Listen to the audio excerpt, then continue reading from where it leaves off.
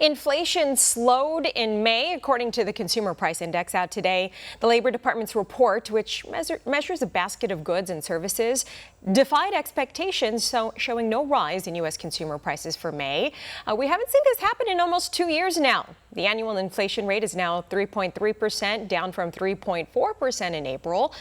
Core inflation, that's excluding food and energy, also fell, marking the smallest year-over-year gain since April 2021.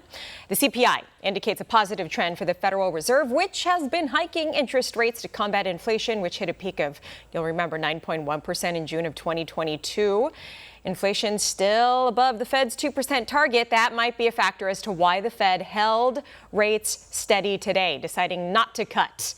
Let's explore this further with Eddie Gifford, wealth advisor with Tactiv. Eddie, good to have you. So the CPI beat expectations today. That's some good news, right? Yeah, I think what it's showing us is that the lag effects associated with the higher interest rates are starting to kick in. So the CPI is still slowing. You know, it's not going down. Inflation, unfortunately, stacks on top of each other. So things are still way more expensive than they were a couple years ago. But inflation combined with higher interest rates is stretching the consumer, and the consumer is starting to break a little bit. Of course, the one thing that keeps coming is we keep seeing these crazy job reports. I don't see the same thing when I'm talking to people on a daily basis, but they're there.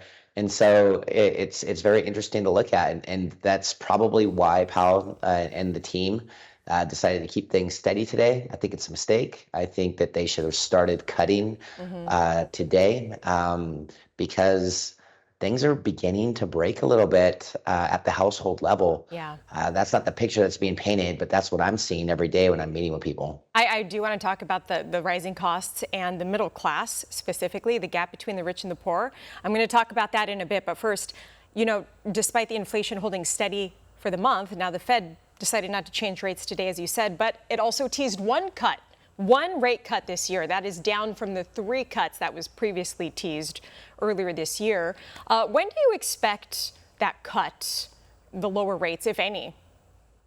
Well, assuming the same trajectory of data that we have right now, I would say there's a cut in July. They do nothing in September because they're afraid that it will affect the election. And then, you know, they turn around and maybe do something after the fact, or they don't because they're not happy with the election result.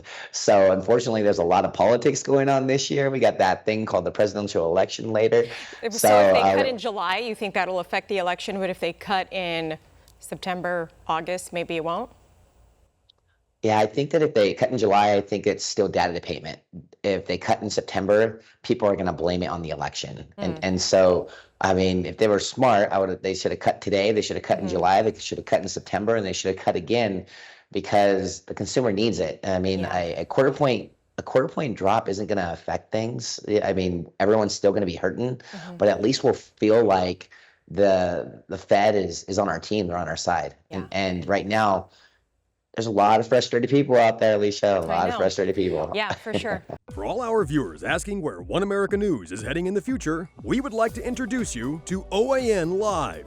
OAN Live is the best way to stay up to date on all of the hard-hitting, straight-shooting, national and international headlines. And the best part is, OAN Live is only $4.99 per month. All the credible, honest, unbiased reporting One America News offers at a fraction of the cost of cable. Just go to OANN.com to easily sign up for OAN Live and stay informed.